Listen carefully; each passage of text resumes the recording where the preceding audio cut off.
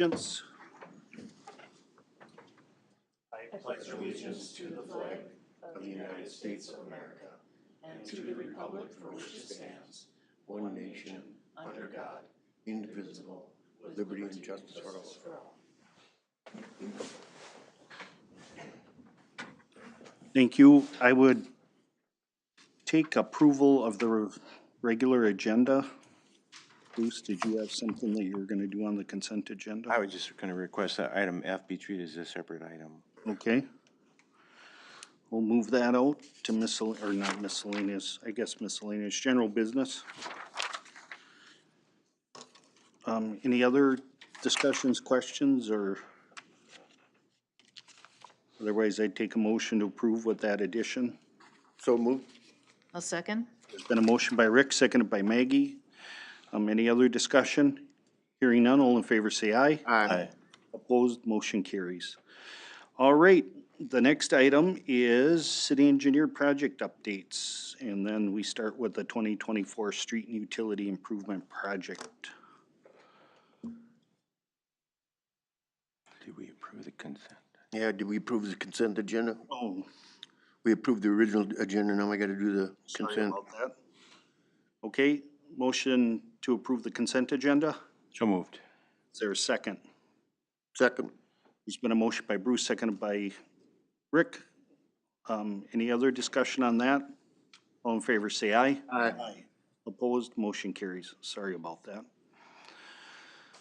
Okay, so then we'll start with the 2024 utility, street and utility improvement project. Chris? All right.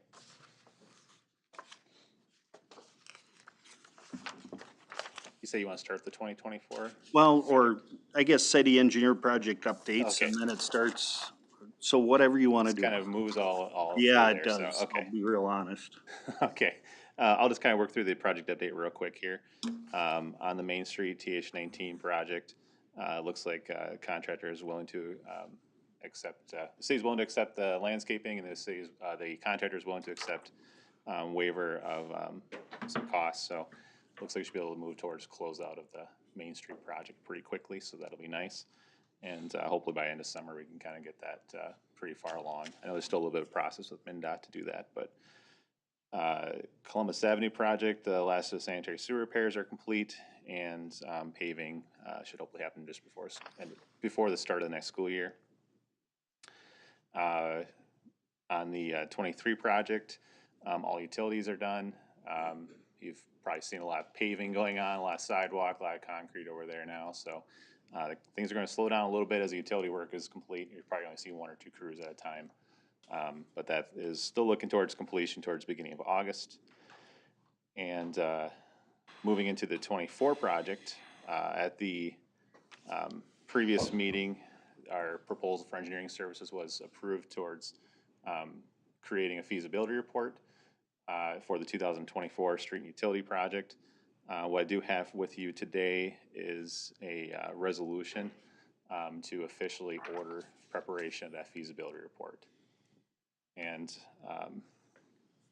should all have a copy of that, but I can list out the streets if you'd like me to do that.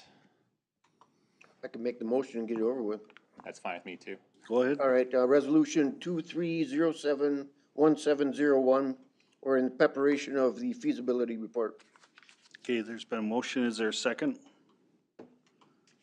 Second. Okay, there's been a seconded by Bruce. Any other questions on that resolution? Hearing none, all in favor say aye. Aye. Aye. Opposed, motion carries. All right. Next item I have for you on this agenda would be for the HSIP 10th Avenue Southeast 1st Street Southeast RRFB. This is the project that is going to be for the RFB installation at First Street, over at First Street Southeast, 10th Avenue. Taking a little while to get to where we are now, but MnDOT has officially approved the project for bid. And so now it needs to go towards advertisements with a, if approved tonight, would have a bid opening of August 11th. And assuming bids come in relatively close to our estimate for engineering, should be able to hopefully move towards award at the following council meeting. But that's what I have in front of you today, is just the approval of that advertisement. And will that be completed this year, Chris? I've been getting, It's a tough one, yeah. So it took 3 months, I think, for them to approve plans. On the local level, the district level, they approved the drawings, I think, in middle of May, and then they has to go through a federal level review, and they provide us with there's like disenfranchised business owner requirements, minority and women-owned businesses, and that kind of stuff. And so that information comes to us from MnDOT directly, and that took about 6 weeks or 8 weeks to get. So it's a tough question to answer. I believe a contractor could get all the surface improvements. I just don't know how long it's going to take for an RFB to be ordered and installed. So historically, it's been about 6 weeks. So if it's close to where it used to be, it should be fine to get that done this year. If it is with whatever our new normal might be for delivery of materials, it could be 8 weeks, could be 12 weeks, and then it might be get the crosswalk done, and maybe they're installing the signal in November or something like that. So we'll get the project out to bid. If it for some reason does not get favorable bids, or if there are no bids on the project, it can be rebid. You do have a couple years to spend the money, but optimally, it all gets done this fall. okay. I know we have very detailed information and detail in our packet, but could you summarize basically the features and what the look and feel of this is going to be? Just for trying to understand the Sure. diagrams. Sure. So on the south side of the intersection at First Street Southeast and 10th Avenue Southeast, the curb ramps would be removed and replaced for the crossing of 10th Avenue, and also both the north crossings on the south side of the intersection. So basically, it just looked like a curb ramp improvement as far as the surfacing type stuff.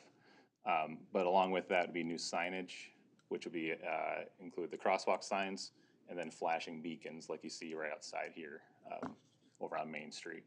The difference between these beacons and the ones over here is these ones will have push button activation. So it'll not just be a sensor, it'll actually require you to push the button, which is a preference for city staff. So it's also $20,000 cheaper than doing the ones with the activators on it. So as far as the improvement goes, the biggest thing is just going to be an enhanced crosswalk for people to cross 10th Avenue. Okay. That answer? Generally, yeah. In one of the diagrams, it's got dots and it says it's drum-like channelizers.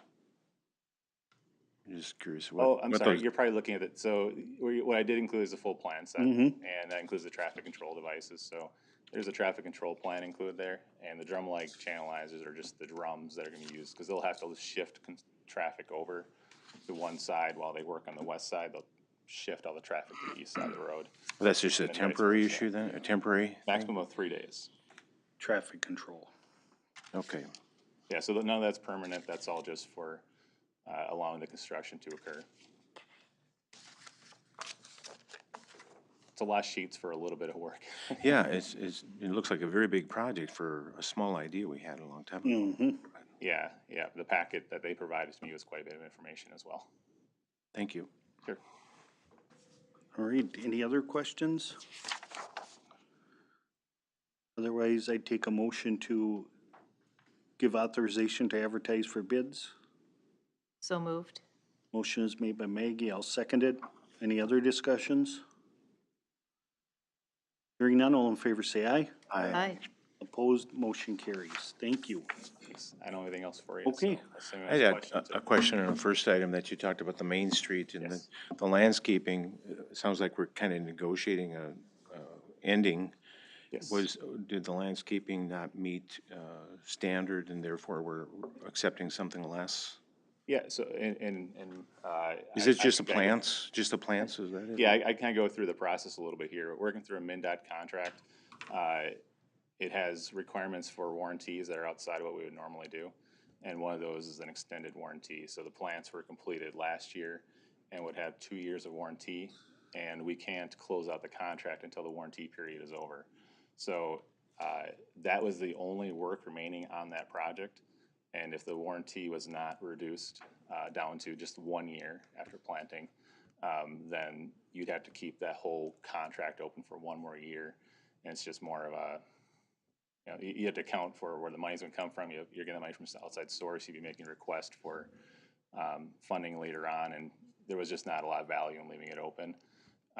The other thing is that the MnDOT contract also allows incentives. So if they have, I think it's 90% of the plantings survive the first year, they could potentially have a 30% incentive added on to the cost of those. So the city would be paying a 30% bonus essentially to the contractor.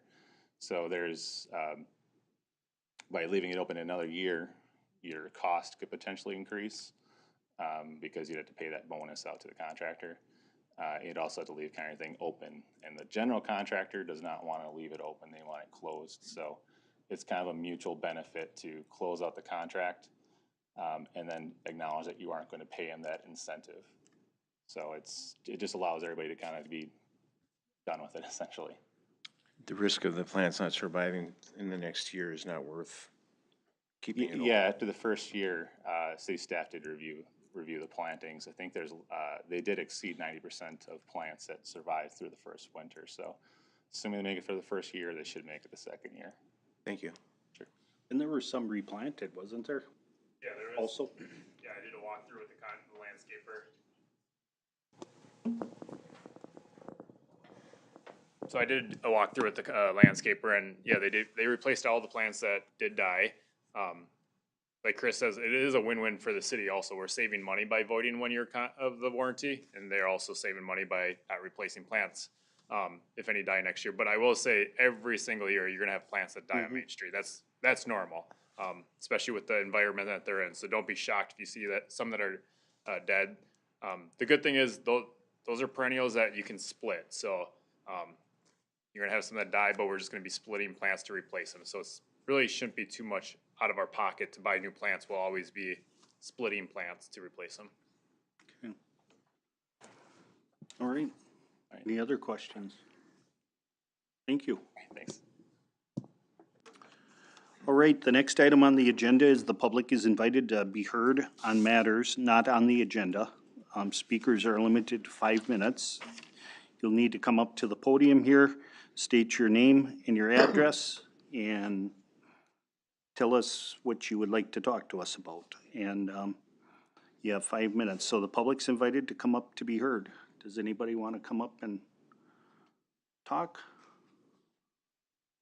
Going once? Going twice? Okay, thank you. Ordinances for introduction, we have none. Ordinances for adoption. Mr. Mayor, point of order. Yeah. We do have a public hearing this evening, 7A.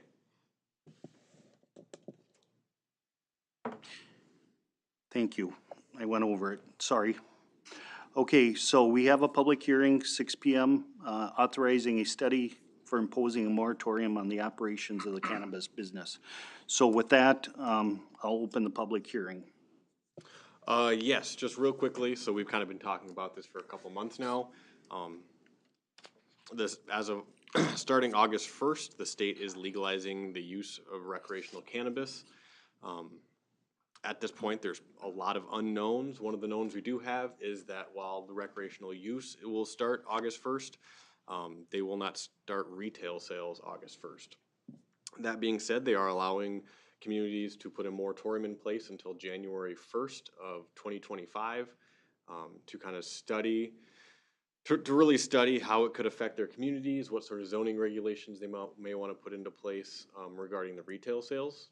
And just due to the general lack of information coming both from the state that we know about this whole process, I am recommending that we do put that moratorium in place on the retail sales of cannabis within New Prague until January 1st of 2025 or until the city council lifts the moratorium, whichever may happen first. Okay. And I guess if you have any further questions, I can try to answer them, but as I said, we just don't have a ton of information at this time. Right, council have any questions? All right, does anybody from the audience want to address this matter? Just state your full name and your address, please. My name is Derek Larson, 501 Ironwood Avenue, Northeast, down in here in New Prague. Uh, I'm here acting on behalf of entrepreneurship and small businesses. There are many arguments against prohibition and cannabis that could be presented here. I'm just here to offer a few points. As far as public safety and crime reduction, prohibition often leads to black market. Legalization and regulation cannabis would allow law enforcement resources to be redirected towards more serious crimes while reducing the burden on the justice system. Public health and harm reduction. Prohibition on moratoriums do not eliminate cannabis consumption. Simply, it drives it underground. A regulated market allows for public health initiatives, education campaigns, and responsible use guidelines to promote safe and responsible practices. Access to safe and regulated products. Implementing a moratorium on cannabis would restrict individuals' access to safe and regulated products. Legalization and regulation will allow for quality control measures, ensuring that consumers have access to tested and properly labeled cannabis products. A moratorium would drive consumers back to the unregulated and potentially the black market. Social equity and injustice.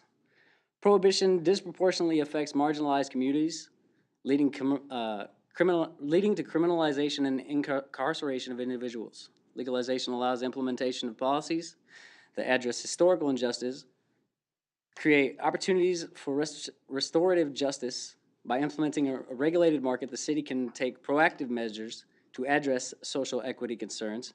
This includes in creating pathways for marginalized communities to participate in the cannabis industry and reinvesting revenue into tax communities affected by war on drugs.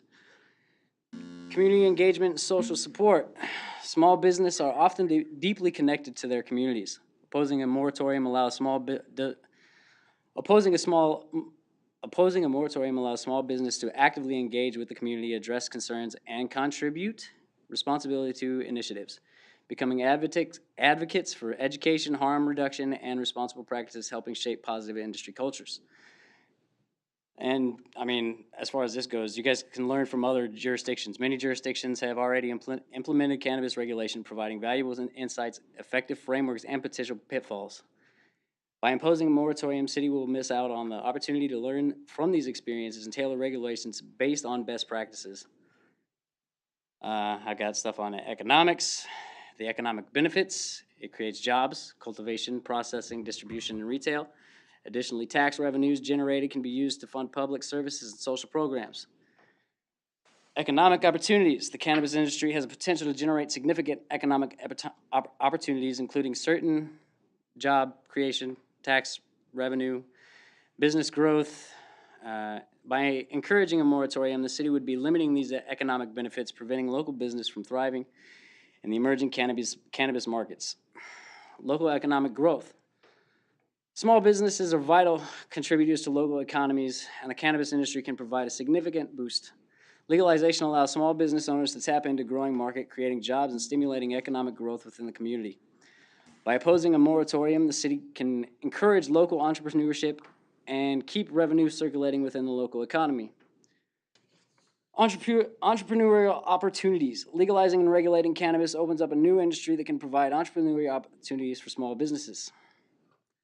From cultivating and processing retail operations, there are various sectors where a small business can thrive. A moratorium would stifle these opportunities and limit the ability of entrepreneurs to enter the potentially lucrative market. Leveling the playing field. A regulated 1 minute. 1 minute.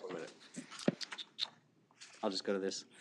Ancillary services and partnerships. The cannabis industry goes beyond cultivation and retail. This is a wide range of ancillary services small business can engage in, such as legal counsel, marketing, security, technology solutions, and packaging. By opposing a moratorium, small businesses and owners can tap into these opportunities and create synergies within the cannabis industry.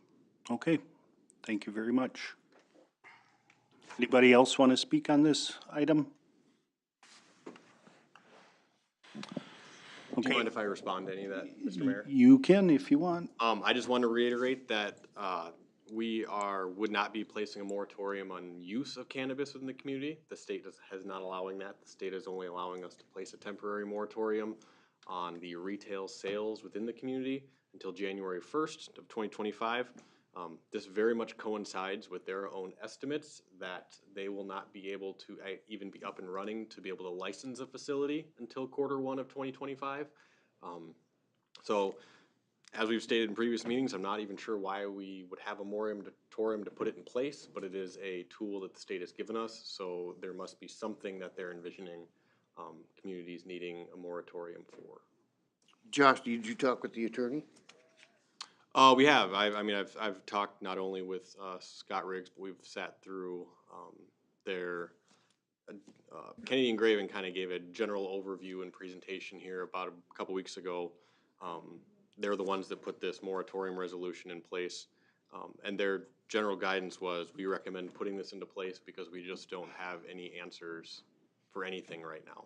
And so as the Office of Cannabis Management gets going, that'll give us more answers, and we'll be able to start kind of seeing how retail sales for New Prague would work for us in the future. And I imagine the Minnesota League of Cities will also have Correct. information of, maybe what other cities are doing. So the fact that a moratorium would be in place is not saying we're not going to do something. It's just that we need to do more research and understand regulations around it, how the licensing is going to operate, how our law enforcement are going to be responding to certain situations, et cetera. So it's not as if we are saying no. It's Correct. just we need to do our due diligence. Mm-hmm, correct. And so if I understand correctly, even if we went to a moratorium, no one could have a retail business before January 1st of 2025 anyway. From what it sounds like from the state. I suppose the idea is maybe they get off the ground faster than they're anticipating, but as of right now, coming off of their own website, they're anticipating Q1 2025 when So- they'll be able to start issuing licenses. I mean, there's a chance that the council may decide not to do something prohibitory or something like that, but I don't think anyone's said anything like that yet. So all the things that the gentleman has mentioned that might be beneficial can take place by whoever has that interest in trying to learn best practices or see how other people do it. And all those kind of things can be done regardless of this moratorium. Correct. Correct.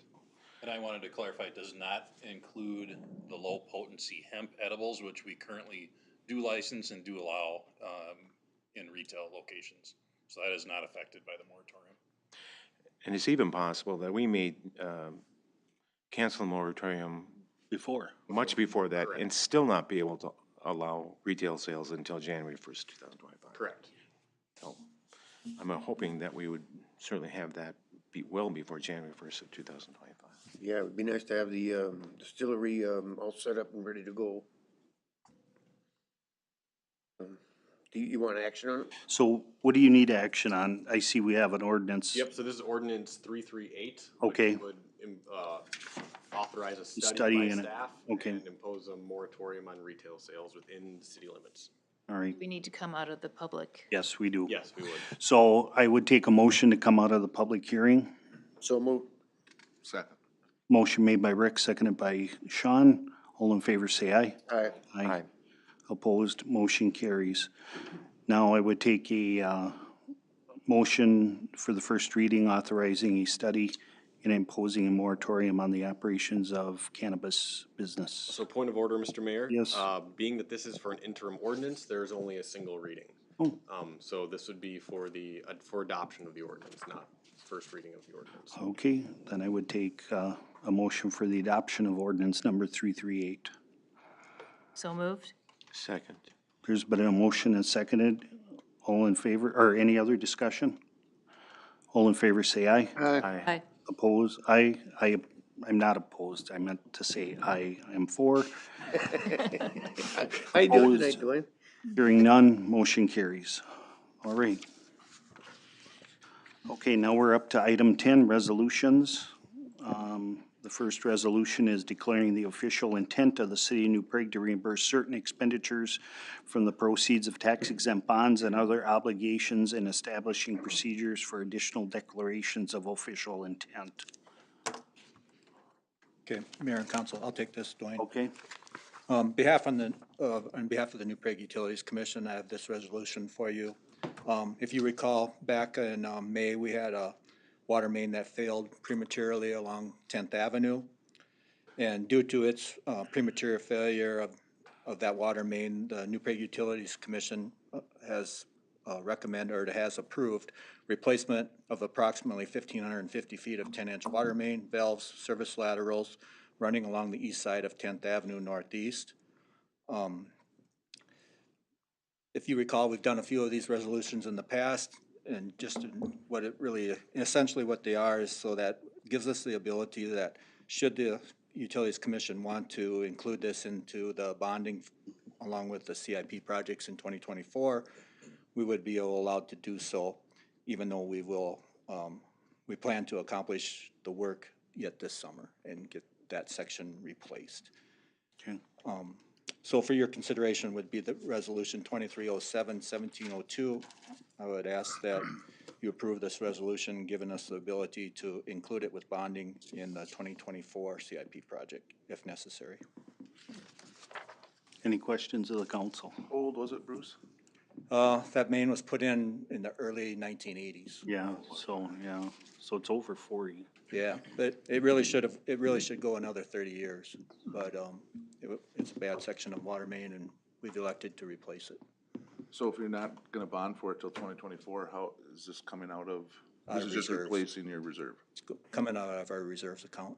Okay, and is there a level that you normally like to have those reserves? Yeah, it's starting to push that threshold a little bit, Sean, and so I just want to have that ability to be able to recommend to the commission that should we decide to bond for it, that we can do so next year. Okay. Oh, so the decision has not been made yet? It's Not in regards to whether or not we'll continue to pay for it with cash or include it with the bonding. We'll just kind of see once how finances are looking next year and then make that judgment call. okay, thank you. Any other questions? Otherwise, I'll offer resolution 23-07-17-02, declaring the official intent of the city of New Prague. Is there a second? Second. Rick seconds it. Is there any other discussion? Hearing none, all in favor say aye. Aye. Aye. Opposed, motion carries. All right, the next item is Foundry Hill Field Improvements. I'll give you a quick overview of that. So Planning Commission meeting last week is passing along a recommendation regarding some improvements to Foundry Hill Park baseball field. And that's from the New Prague Baseball Booster Club. And we have Steve Frenshu from the Booster Club here tonight. He also attended the July 11th Park Board meeting and went over the project that they're looking to donate to the city, which would include 2 covered dugouts for Foundry Hill Park, which do not exist today. They're just benches as it exists today. And then some associated fence amendments to basically tie in better with the new dugouts and provide that benefit to the field as well. And then finally, one thing that the city would be providing is some in-kind labor towards the project, no cash outlay, but one of those, basically a ag lime ADA connection from the existing path that runs right by the baseball field up to the dugout area for ADA compliance. Park Board actually has a further discussion on a bigger ADA improvement project, but they're talking about that further in August. Doesn't really affect this particular donation and project that the Booster Club is looking to get the council's approval on here tonight. Discussions on this project actually began over a year ago. I know that the Booster Club actually sought and was granted a grant from the Twins Community Fund to also put in some funds into the project as part of their donation. And Park Board obviously recommended on a 7-0 vote to forward to your attention here tonight to have this accepted via the resolution, which notes the upwards of $35,000 value to the city with those donation costs for the dugouts and the fence work. Construction could start yet this fall. They obviously have to get a building permit. Our building official's been involved in that as well. So everything would be permitted and inspected as any other public facility that would be required to do so. They really would like to get the work completed this fall to have use begin right away in 2024. So with that, if you have any other questions on that, otherwise Steve is here to answer questions as well, but staff would recommend, and the Park Board recommend, accepting the donation. And they do hope to do other projects in the future at other fields as well. It's kind of a goodwill effort to improve the facilities throughout the community. Can you tell me what I just can't get the doggone thing to open up here. I can get the pictures nice, but what's it gonna be made out of? So, yeah, so You gotta come up essentially- here. Essentially, what you have now is just two open benches, Yep. right? So they will all be enclosed on three sides with an opening into the dugout and then a new opening onto the field. They will be covered, they'll be wood constructed Wood, joists okay, with a metal type roof that. and wood will- around, What's that? wood around it? Is it gonna be wood or brick or?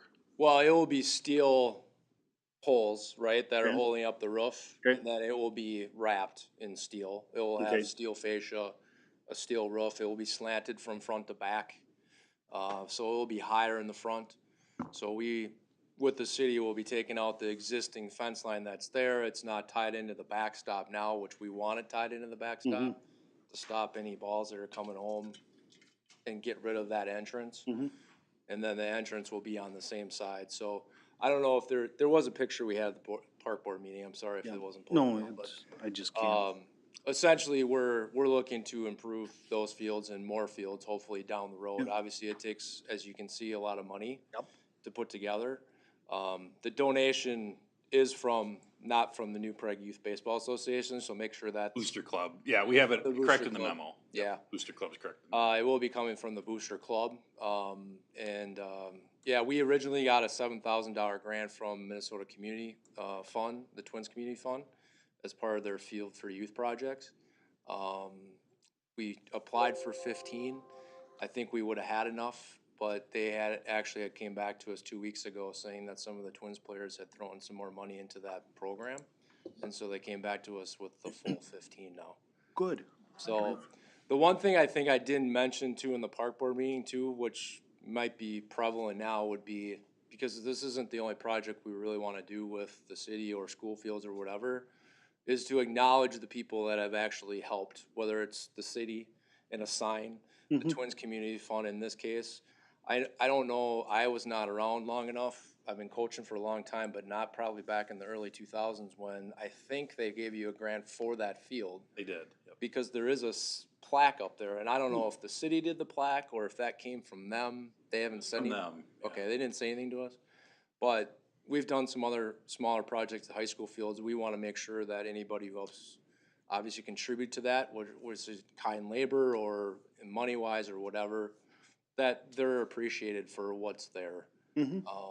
And so this is probably, well, it's been a year, but we've been trying to work on financing this for a couple years, and so I think it's prudent for us to hopefully get this finished this fall with your guys' approval, not only just for the people that have donated and things that we've taken in so they can see where their money's going, hopefully this is gonna help not only our baseball program, but the city as well.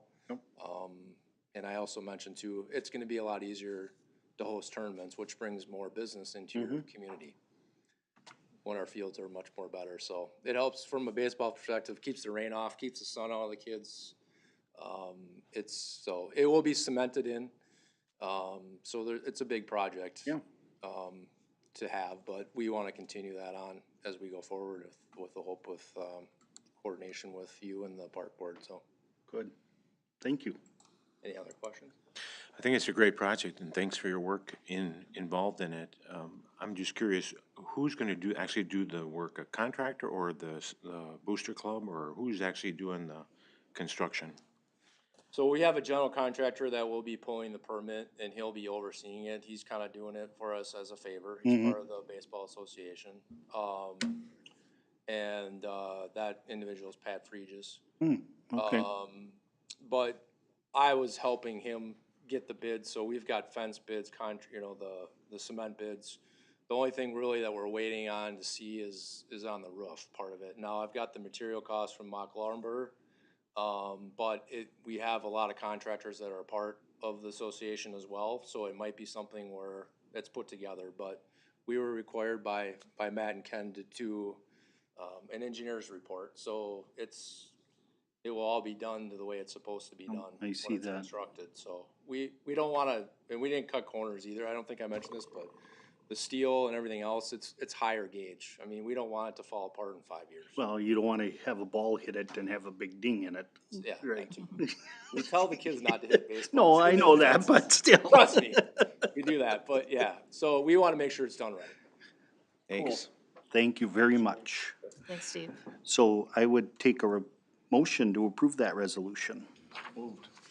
Sean moved to approve resolution 23-07-17-03. Is there a second? I'll second. And Maggie seconds it. Any other discussion? Hearing none, all in favor say aye. Aye. Aye. Opposed, motion carries. All right. Next up is the rental dwelling unit inspection ordinance update. So I'll give you an overview on that. Obviously, we have a lot of information that I included in the packet, but I'll try to boil it down as best I can for you. As the council will recall, back on July 5th, the rental dwelling unit inspection task force was formed formally by the council. They met as a group on 6 different occasions from essentially October through May of this year. We had a lot of discussion, a lot of debate. We had a lot of information that was collected by staff and shared at those meetings. Many questions, and ultimately, the last couple of meetings specifically were really boiling down a checklist and actual ordinance verbiage that was what is forwarded in the packet here for your consideration tonight. Ultimately, on their final meeting on May 18th, they did pass a motion that was approved by a 3-to-1 vote, noting one of the members, Craig Sindelar, voted against said motion, but that was to recommend that the council consider approval of the drafted ordinance, which again is in your packet, and that would include a 2-year renewal period for all rental inspections to be completed, and then at the rates that were included in the packet, which essentially was $100 per building.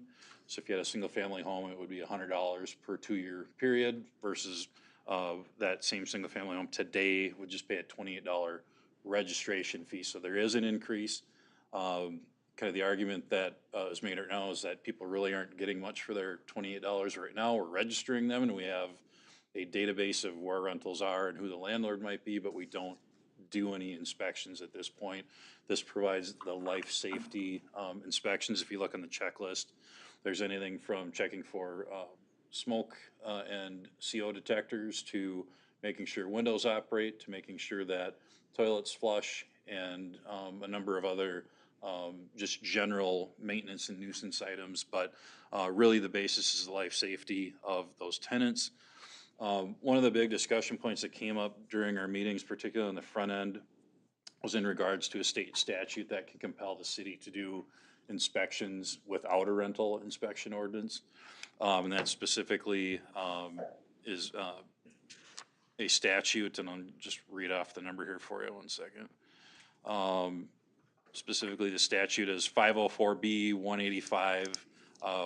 But what that does require is if a tenant were to call a city at this point, minus an inspection ordinance, we have to then notify the landlord that the tenant has made a complaint. And then what City Attorney Dave Anderson and what we've heard from a lot of tenants is that tenants don't want that notification or for fear of retaliation. So really what the inspection ordinance provides for is obviously a regimented every 2-year inspection, whether the tenants request one or not. And that really places a burden off of the tenant and onto the landlord that knows, hey, I'm getting inspected every 2 years, and they know that they have to keep these items in the checklist, up to code. We've had many discussions on this over the years, but we had actually tracked calls on complaints and whatnot over the years, and a lot of the tenants are afraid to provide their name and information for fear of that retaliation or getting kicked out of their unit. So this kind of gets rid of that that case of the argument. Landlord's main complaint throughout the process was really that they would simply pass the cost along to their tenants during the for the cost of the inspections that they would have.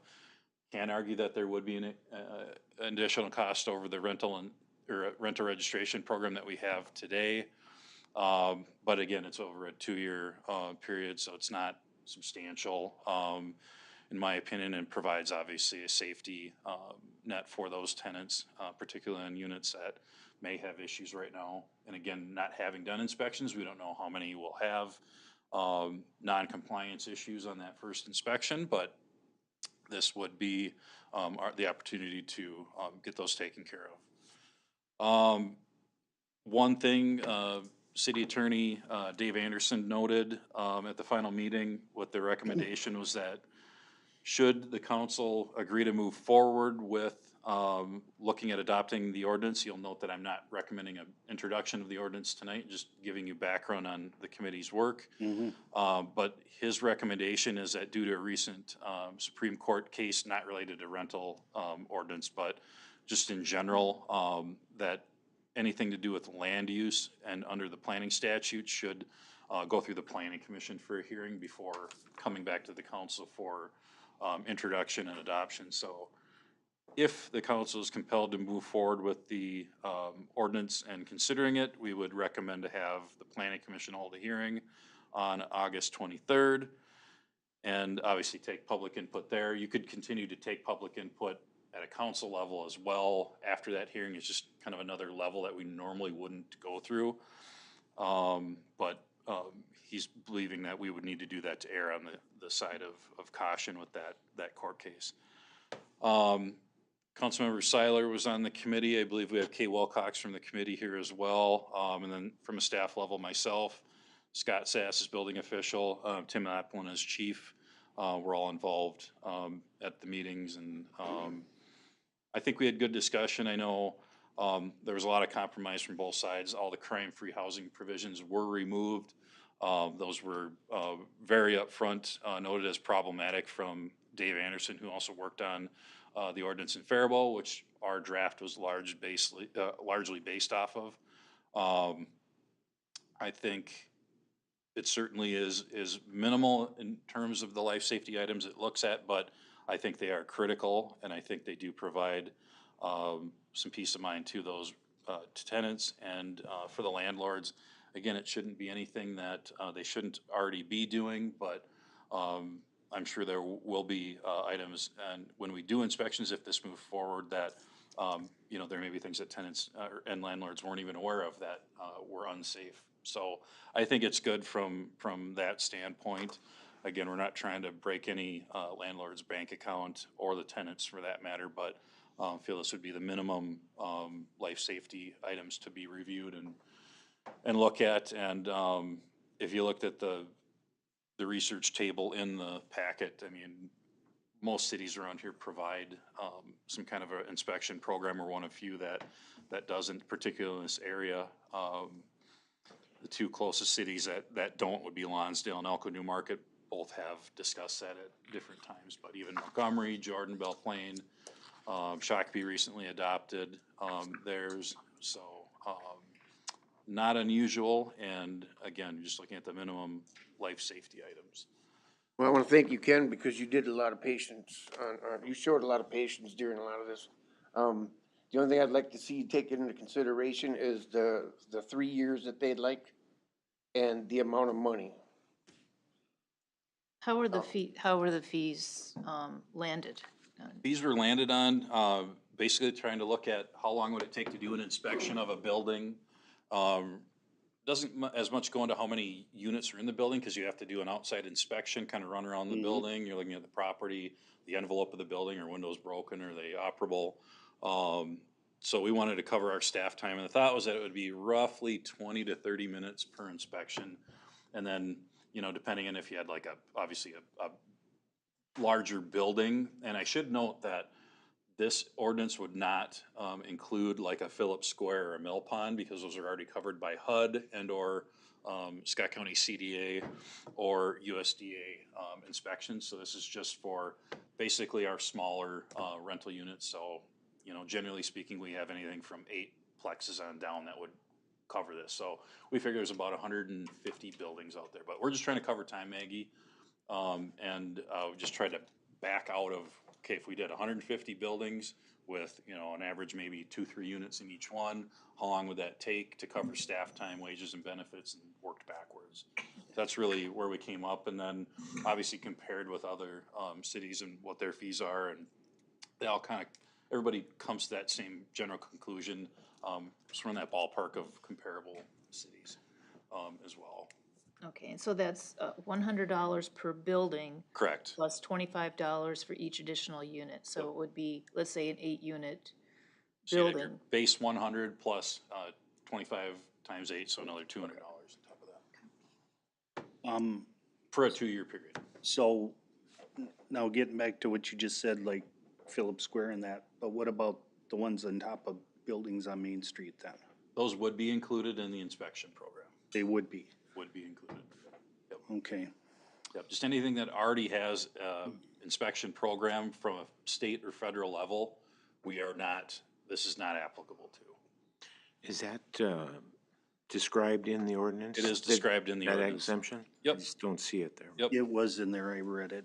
it would be on, Is it under license required exceptions? Notification, written decision.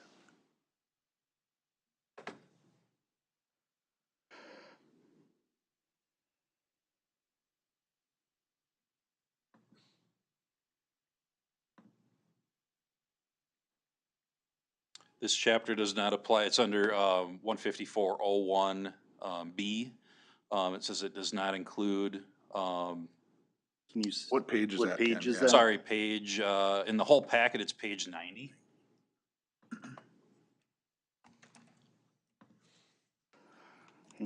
So it says at the bottom of B, this chapter does not apply to on-campus college or university housing units, Minnesota Department of Health licensed rest homes, convalescent care facilities, licensed group home facilities, nursing homes, hotels, motels, and owner-occupied units. There's actually another portion that's not in that particular section that gets into the other federal agencies. I'm trying to find that here real quick. How about the page number at the bottom of the page of the ordinance or the, Well, that was on the bottom of page 90 of the packet, Dwayne. yeah, but I got it open as a separate thing. and Sorry. And it says it's page 11, so. I don't know what page of the ordinance, it'd be on the first page of the ordinance, I guess.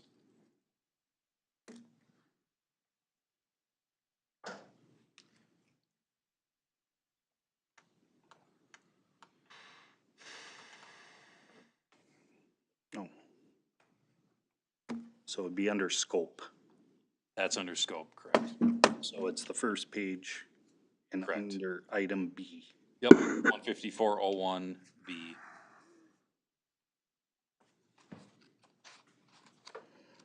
Did you find it, Bruce? Oh, yeah, I'm Okay. way ahead of you. Oh, I'm sorry. Thanks. No, I'm already thinking of something else. Okay.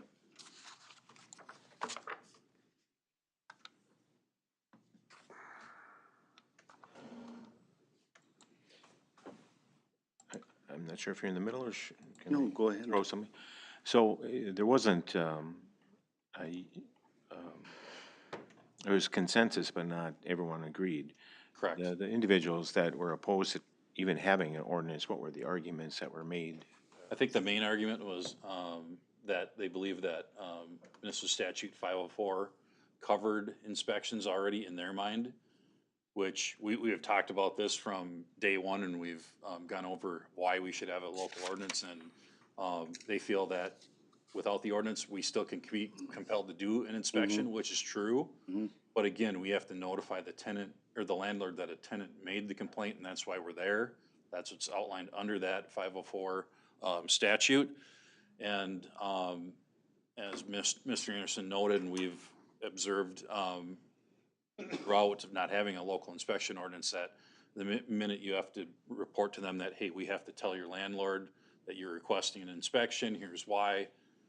We haven't had anybody, well, I shouldn't say anybody, we had one person that wanted to follow through, and then they ended up coming to a council meeting and telling us that they got kicked out. Whether it was for that or not, I don't know, but that's the issue, is the retaliation factor, that people ultimately just drop it and just say, no, never mind, I don't No. wanna, they don't wanna lose their place to live for But fear of it's, that but it, retaliation. again, part of that statute, retaliation's part of that too. It's in there, They yep, can't.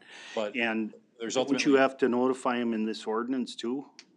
no, cause this is, we have to notify them when they come into the unit, obviously, but it's not an inspection where we say, your Yeah, tenant but- is making a complaint, this is why we're doing an inspection. It's, we're doing an inspection because we have belief that there's an issue. Obviously, you're still gonna have somebody, if you're doing it outside of the annual or biannual inspection, who else are you gonna think is complaining other than the tenant, obviously, at that Yeah. point, but, So for the annual ones, no, they don't have to make any effort from the I tenants. understand that, but if there's a problem, If there is a problem, it's, yeah, okay. yeah, there's clearly, you know, It's they're gonna be assumed. Yeah, and we have to, obviously, they have to agree with their landlord to line up a time that we would get in there to do the inspection, so. Okay. Then procedurally, I was trying to understand, if we would take this and say, okay, let's have planning and zoning do a hearing on it, Mhm. which might be the next step, comes back to us and then we look at it and then decide, well, we're gonna change this, change that, we'd like to tweak this. Does it there have to go back to planning and zoning again, If- or are we done with hearings? If or- it would change it substantially, and now that's kind of a subjective thing, what is substantially changing it? I'd have to ask that of the attorney, what they would believe would be substantially changing, but if it did not substantially change it, no, it would not have to go back in front of the planning commission for another hearing. You can take hearing at the council level as any part of the process if you want to, but you're not required to by law. Correct. Well, throw hypotheticals, and I've heard you mention the 2 or 3 year issue. Mm-hmm. I'm assuming it's a 3 year. If we would decide to do 3 years after the hearing, would we have to have another hearing? I don't think that would be material enough to change that. Because that would be considered fee schedule, I would think. No, that would actually be part of the ordinance, but the fee schedule would obviously change with that Yeah. too. So changing a fee, you don't think we'd have to go through that No, process again? I don't believe so, no. Because we'll have the fee established annually with the fee schedule for that. I think that the time period, I don't think that would be substantial enough. I'd probably want to run that by the attorney, however, but I don't think that's substantial enough. I think if we started adding crime-free housing provisions back in, or, you know, other items to inspect that we didn't maybe initially include, and there probably even would be a level on that we maybe wouldn't need to.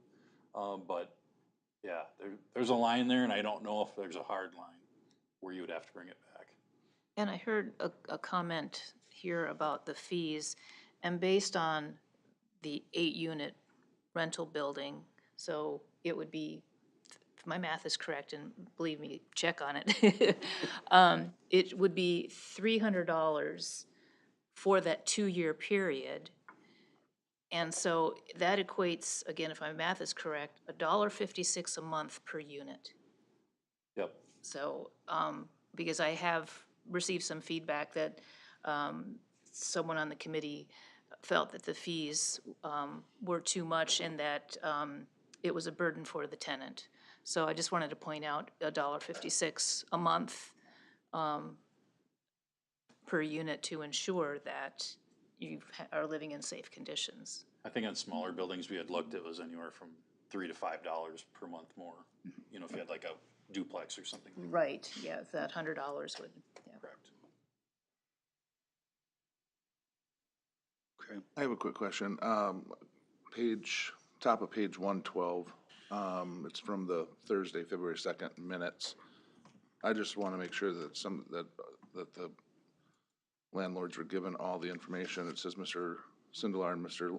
Lembrecht suggested that that staff collect and bring back examples of what Jordan and Montgomery inspects for review. Did we do that? Yeah, we did that We did already. that. We did, okay. All right, I just want to make sure. Yeah, we actually went through almost line item by line item on both their city checklists and actually their ordinances. And ultimately, that's what we came to, the checklist that was in the packet, and actually the language in the ordinance was based off of Okay. checking with Jordan and Belle Plaine specifically, because they happen to like how that worked in those cities. I think, one of the landlords in particular had units in Jordan and thought it worked well there.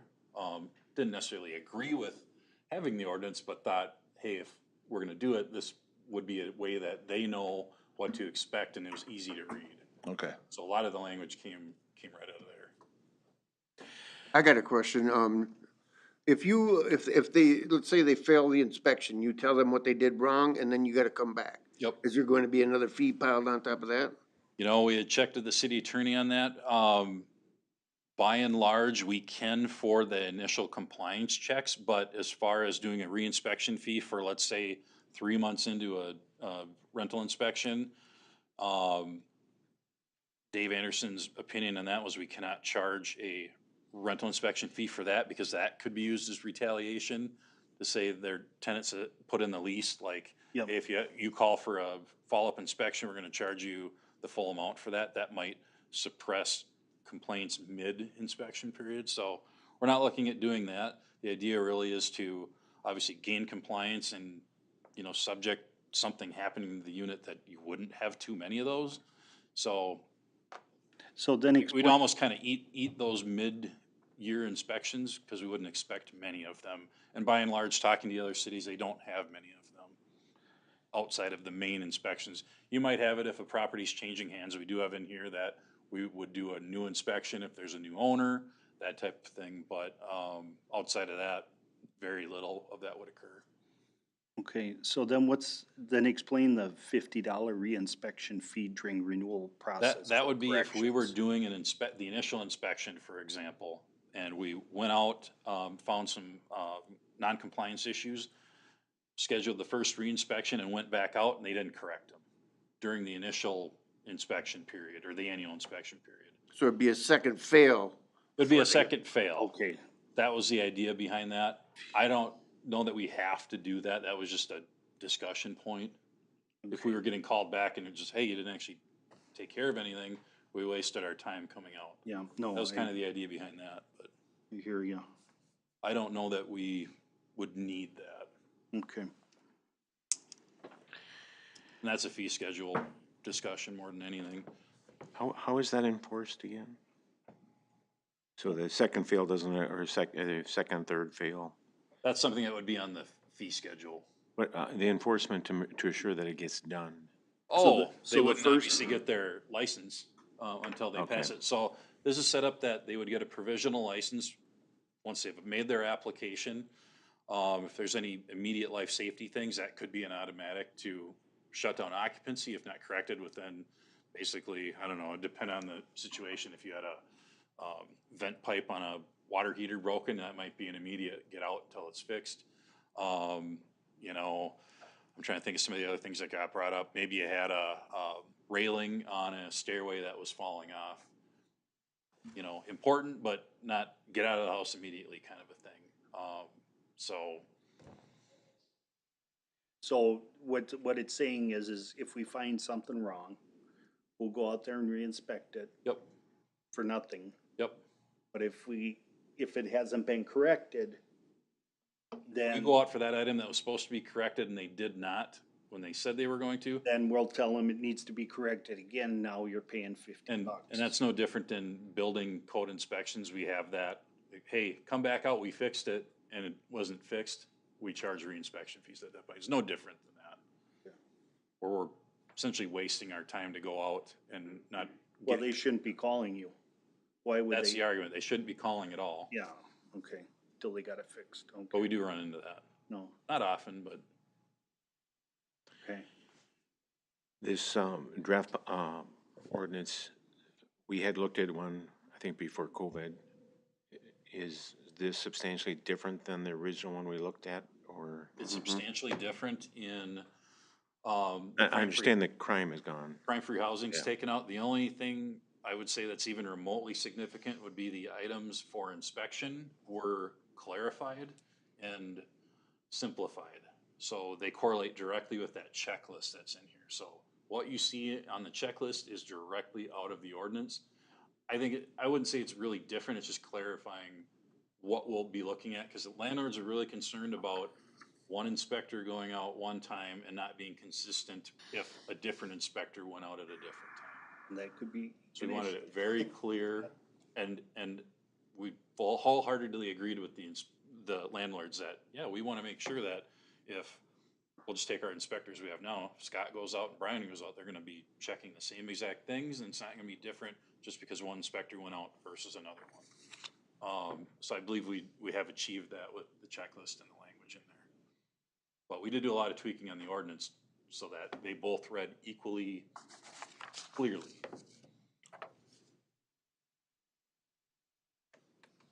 Okay. Are we entertaining So any change to the wording in the ordinance this evening? I don't believe Before it so. goes to, okay, I don't believe so. I think that could still go to the planning. planning, right, okay. Is there a public hearing at the planning commission then, right? That's what we would recommend. If you wanted to move it forward, we would recommend at the August planning commission meeting to have a formal hearing on it. What was that, the 23rd? August 23rd, yeah. 23rd, yep. Yeah, so I guess tonight we'd just be looking for a motion to move this forward to planning commission with a public hearing is what's being recommended. Okay. And if you could find out the tweakings from the county attorney, the city attorney, you know, if we would tweak the rate. Oh, how much would require to go through another hearing? Correct. Yeah, definitely.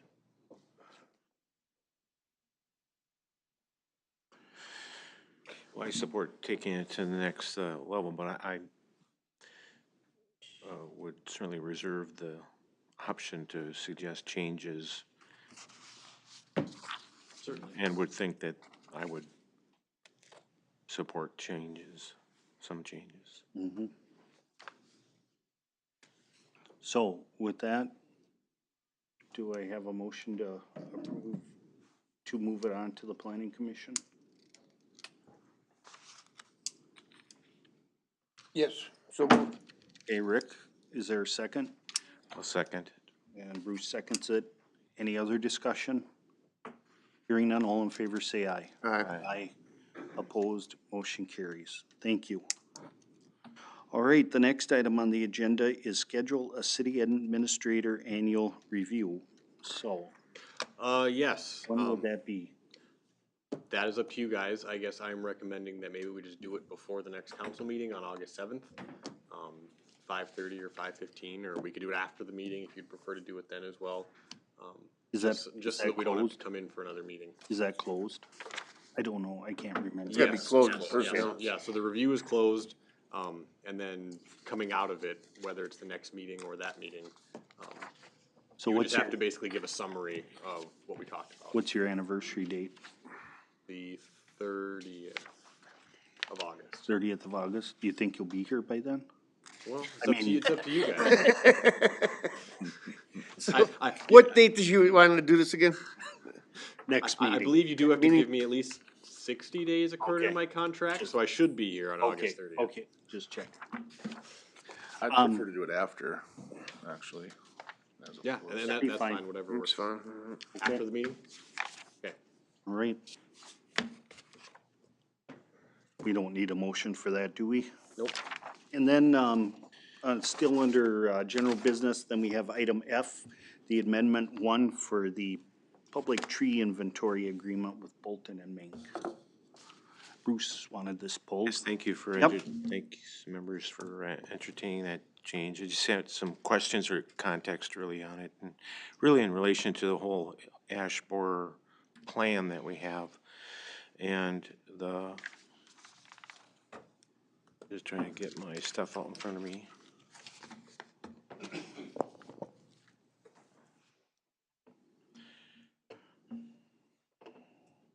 Must be easier, isn't it, to find things?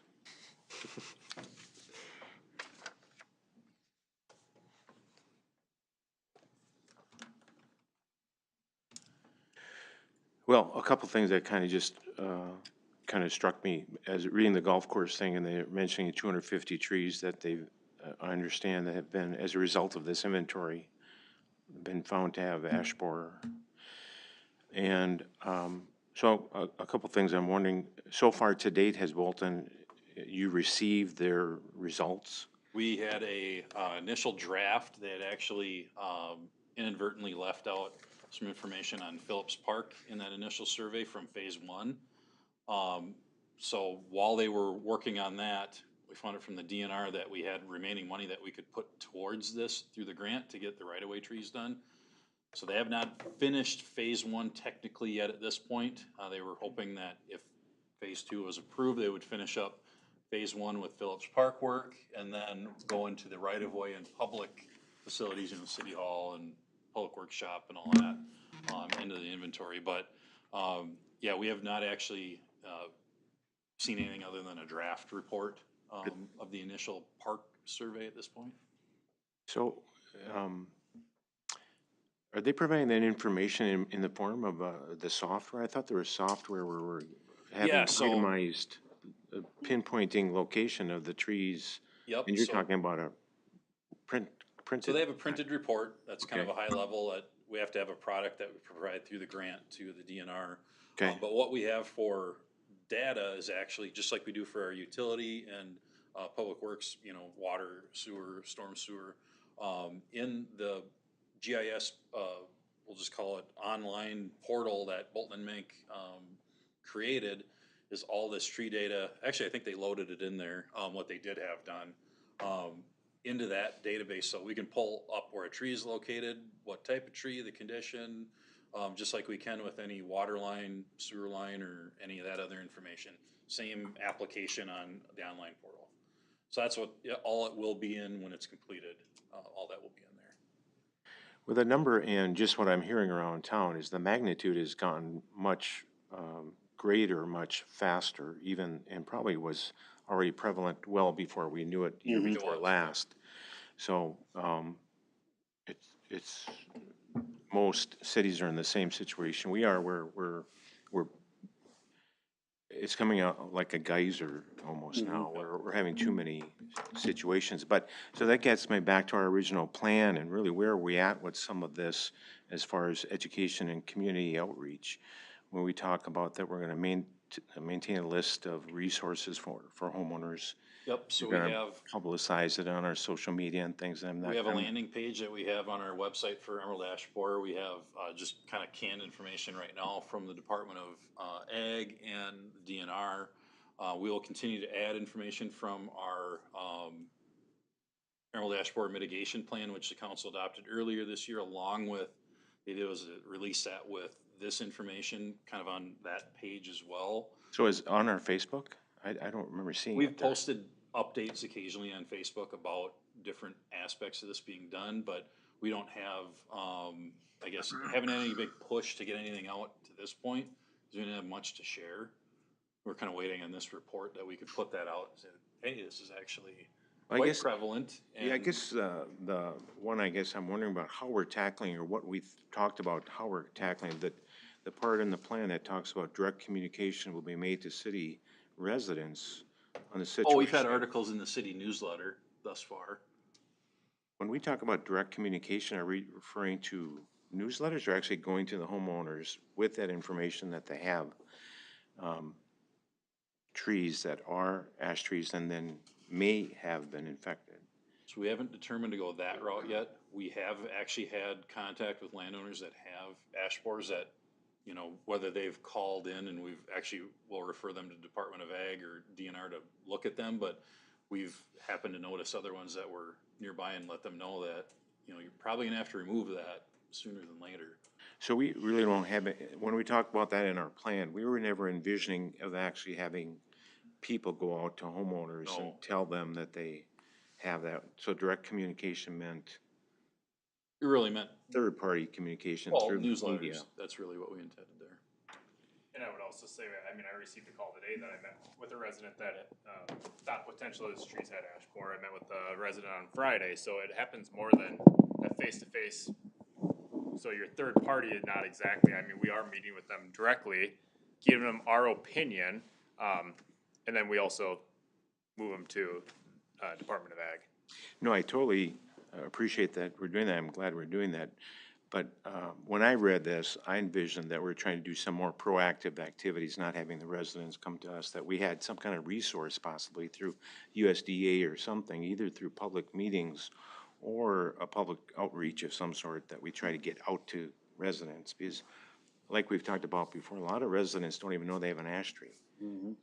And, so that's what really, I was just trying to understand, what is our stance on it? If our stance is gonna be more reactive, if someone calls us, we'll react to it, which is okay, I guess, but, I mean, I don't this think train we're is gonna go past us fairly quick. And if that's the take we're gonna have, So we're kind of tying it into a little bit with, obviously, the, Tree City USA program. We had the tree giveaway that we did. That tied into our educational materials that we had, just general, how trees are good and whatnot. But, there are other grants we can get.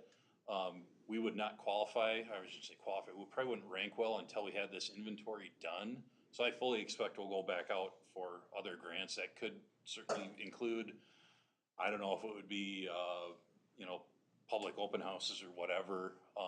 I mean, going door to door, I'm not sure that would ever be a viable option, but, I know the Department of Ag will come out, anybody that calls, they'll come out, hey, is that an ash tree? What does it look like it has? well, So I they would offer that currently. I would certainly support that kind of outreach, that maybe not door to door, but put it door to door, that we're having a public meeting. I mean, it doesn't cost a lot to get the Boy Scouts to run around with a mailer. Actually, our utilities guys do that quite a bit, sometimes with billing, I understand, but, I mean, there may be opportunities. I think that I'd rather be, in a sense, somewhat proactive, at least offering some kind of class or seminar or something. And maybe we won't have anybody show up, but I'd feel at least we tried. And because this train is coming at us so fast now that it's, Would it benefit to actually go do a door knocker, put the door knockers on there? This is what I was gonna suggest. Josh and I went to a Leesburg County officials, and they had a person there from, God, it was either the DNR, I was gonna say the Department of Ag, and they gave out flyers, basically identifying, or do you have an ash tree?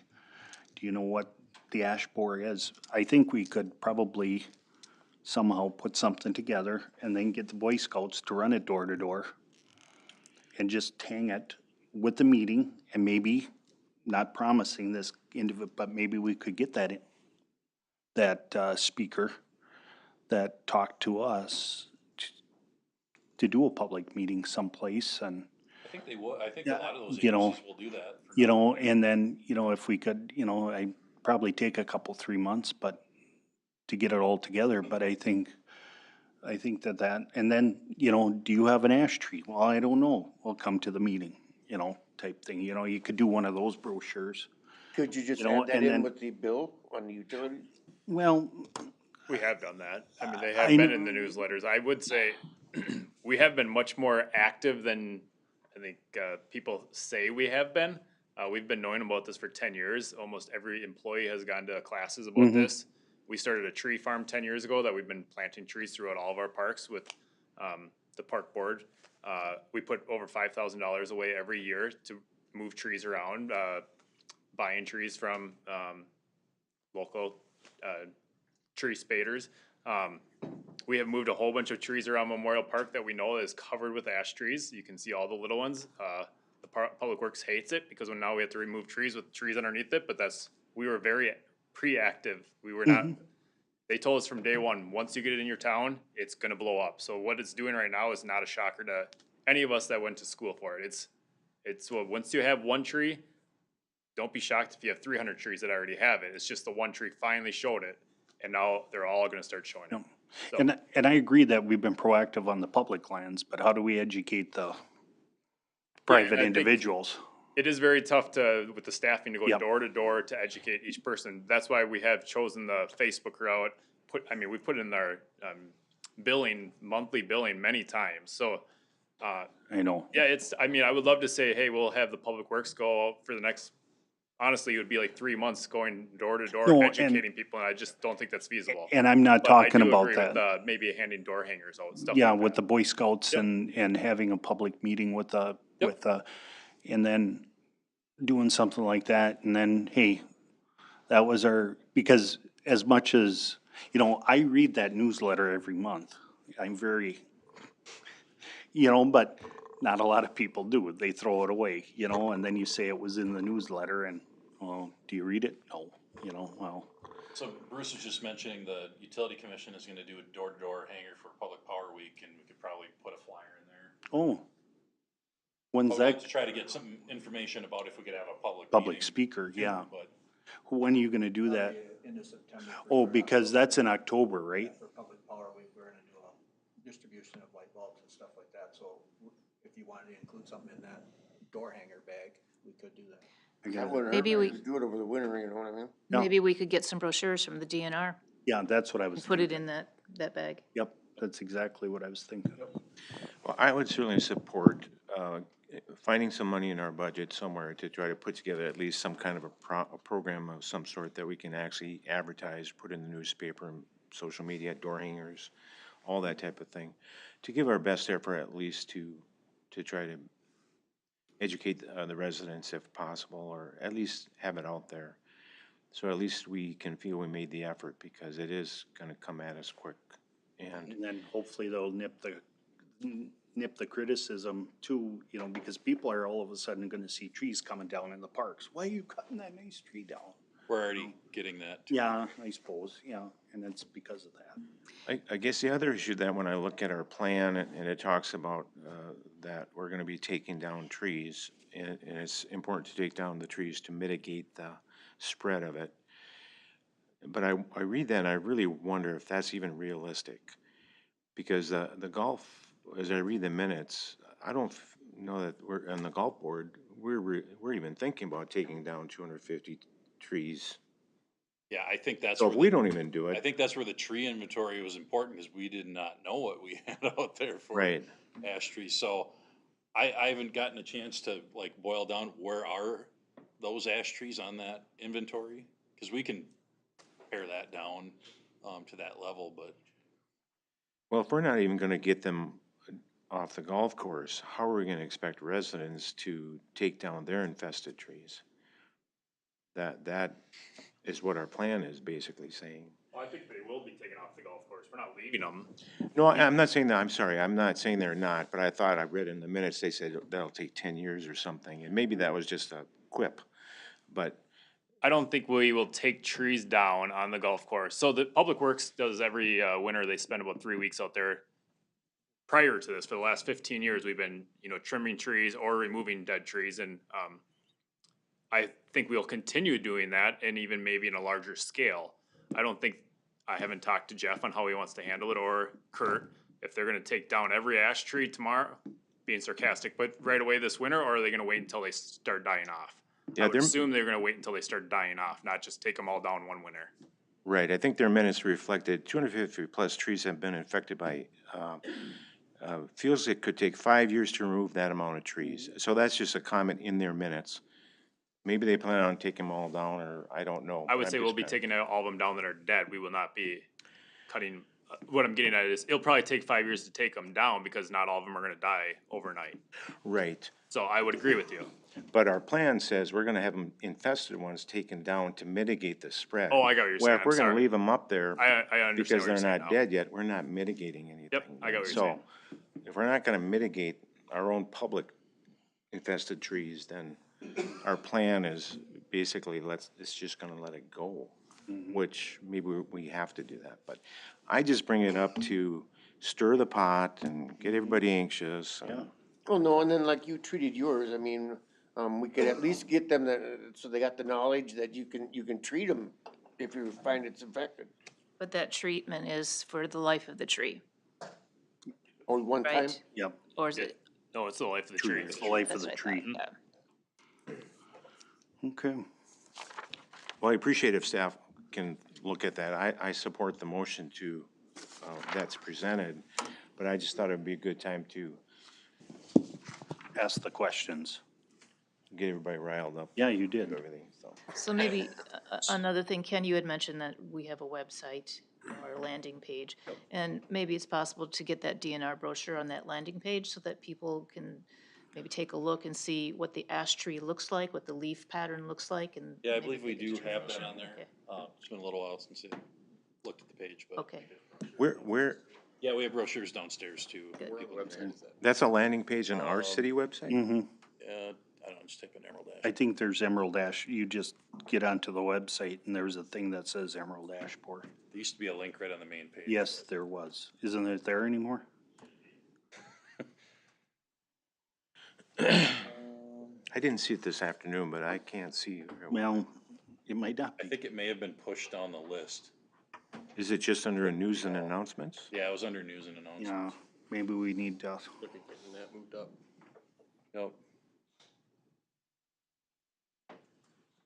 Yeah, we'll look at that getting moved up, so it's, make sure we kind of. Maybe you could do a separate permanent square, fixture on there. like under watch city council meetings. Yep. You just search under Emerald Ash Borer, comes right to it. But yeah, we want that to pop up more prominently there. We'll fix that. so this is a change order? Is that what it kind of is? No, it's actually, they're just calling it a, addendum. Amendment. Amendment to the initial agreement. So basically it's gonna go from 11,000 to 15,000? No, it's an additional 50. It's an We had additional 30 50. overall Okay, could put towards the tree inventory. gotcha. Okay. So with that, We're under the budget. yep. So with that, I would take a motion to approve the item F that was on the consent agenda as the amendment that was proposed. What was it? Make a motion to approve Amendment 1 to the agreement for professional services between the City of New Prague and Bolton and Menk. Okay, is there a second? Second. There's been a motion by Maggie, seconded by Rick. Any other discussion?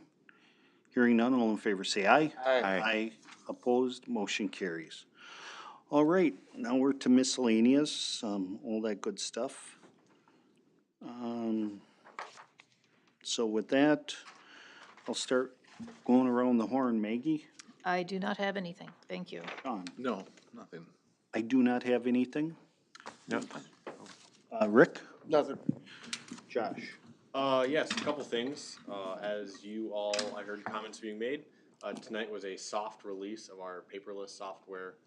Yeah, The plan right now, unless there's any major hiccups that we've run into, is to go full release at our next meeting.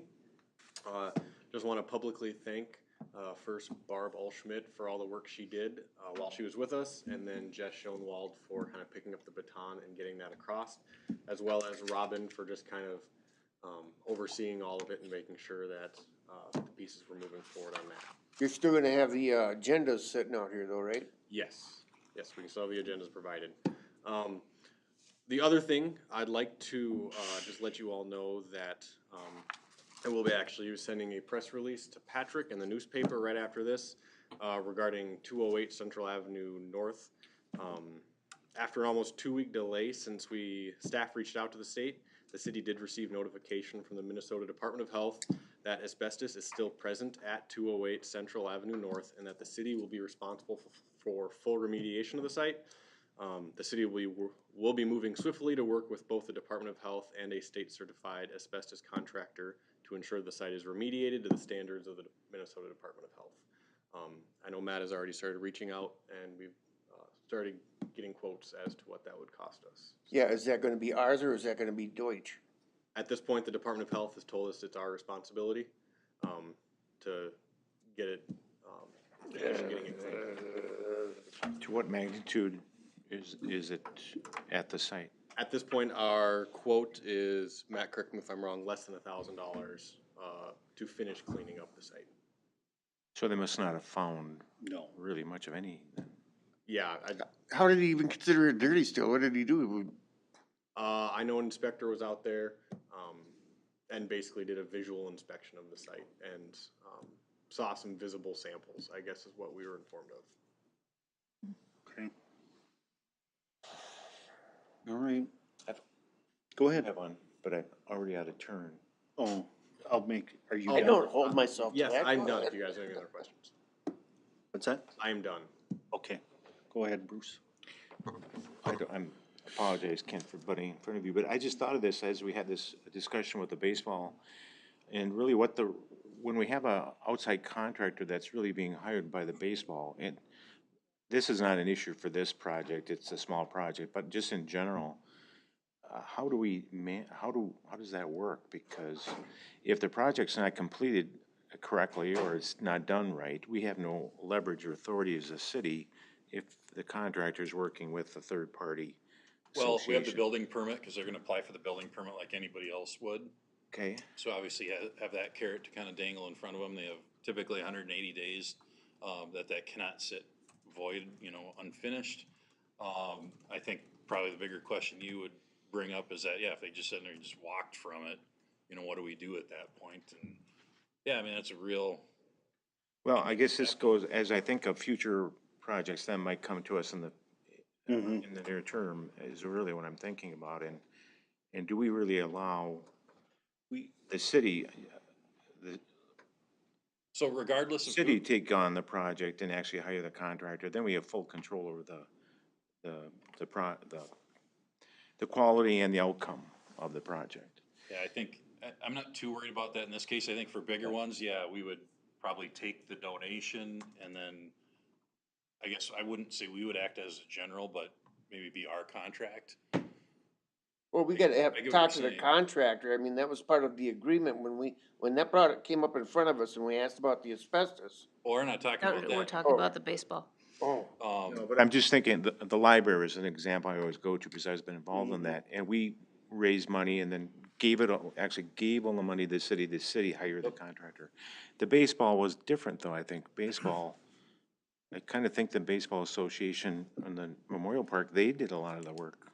We held the permit on it. Oh, we oversaw it then? project, yep. Okay. We will oversee this too, just So besides. probably at some level, this one's small, that's Yep. maybe okay, but some level we'll say, no, we have to take the project on. Would it Yeah. be appropriate to enter into a contract with the club, just citing that, the project does need to be completed, and if not, I mean, I don't know what kind of teeth you can put into it, without creating a bad faith situation Yeah. between the city and someone who's trying to do some good for the city, but just to have some simple agreement put together so that we have some assurances that the project will be completed. Yeah, I guess I would defer to staff to handle that on a small project like this. I didn't mean to get in any. No, but it's a stir it up, but concern because when I worked for the city, we had that happen a couple times and it ended up being the city completing the projects. And one was the baseball or the softball fields, we had to finish it, and, playground equipment, we had to finish. So it does, on the bigger projects, there is something to probably, but I think city staff can. This one, we weren't too worried. They're getting a building permit. They had an engineer drop. Yeah, and they had it engineered, so. Yeah, you still have the issue of if they just walked at some point. That's engineered dugouts. Yeah, for any public building where you have, that particular, let's say you had a storm come through and they find that they weren't engineered to a certain wind load, and Okay, God forbid, you have to do snow load too, even though you're not playing baseball. in yeah, winter. Yep. Those are all the things that we have to look at. wow. Could you be an engineer? Yeah, really no different than the engineering that they had to put into the dugouts at the, baseball stadium. Okay. Same engineer actually drew up the plan for this as. I see that. Just did for that. I suppose like our picnic shelters too. Yep, Same same for thing, that. We had to yep. have those engineers. Ken, Nothing. Bruce? Yeah, just give you a quick update. I know some of you have been asked, or the public's been aware of lately, it's been in the news a lot in regards to the PFAS chemicals that are found in water supply, public water supplies. So as part of our annual inspections, actually, our district engineer from the Department of Health was in New Prague today, so I had to be at another meeting, but I had staff ask her just, how testing has been going on that. That hasn't been a requirement in the past to test for those synthetic chemicals or forever chemicals. And she said that none of the cities in her district have been found to have those chemicals in them to a level that is even detectable right now. We normally detect levels in parts per million. They're testing in parts per trillion for this PFAS chemicals. And she said really the communities that need to be concerned that are communities that are taking water from surface water. i.e. the cities. You know, majority of their water comes out of the river and, is then run through their treatment plants. And, she said those communities are probably gonna have to deal with it in some form or another.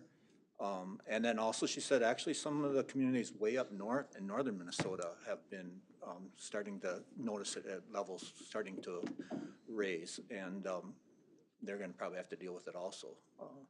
I think it's something that'll eventually get into our water system, you know, then we're all gonna have to deal with it, and right now, the only treatment process for that is reverse osmosis, so if you consume that type of water, you're for sure good, but, she even said that, you know, even a lot of your bottled waters are not tested for PFAS, so, most of the public doesn't know that, but, I mean, we're scrutinized to a much higher level even than the bottling companies, so, the testing level that happens in our communities gives assurance to the community that it's safe drinking water, so. Cool. But I just wanted to let you know in case you're asked, because it's been in the media a lot lately. Yeah. And, more to come on it, so. Thank you. Chief? Not a ton, just real quickly, we did have, interviews last Friday for our police officer position, that we still have one remaining there, so, meet with staff and our interview panel and discuss what that looks like. We interviewed 5 people, I believe, so, and again, we're looking for the right person, not just a person, so if that's not in that group, then we'll continue down the road with that process, so. That's all that I have. Okay, Matt? Nothing. And I know you guys are here, the hearing was approved in the consent agenda? So that'll be set up for when, Josh? For the outlaw, Yes, I believe it'll be August, the first meeting, the 7th. so that'll be, the public hearing will be that time. Here, yeah, come on, I talked to you before the last meeting. yeah. Can I still do that? I will be out of town August 7th. Can I do it online? Oh, yeah, that was the question. Oh, yes. Jess said that she could set me up. You talked to Jess? Okay, and what it'll be like this stuff up above here, and absolutely, yeah. Yes. Are both of you gonna be out of town, or just, okay, We could have told you that before the meeting started, so you didn't have to. sorry about that, you didn't have to. I learned a lot. I learned one in a row, okay? Yeah, I know. So, all right, I would take a motion to adjourn, So moved. Moved. Second. and there's a second, all in favor, say aye. Aye. Motion. Hey, Josh, you've got the community center written down on there, but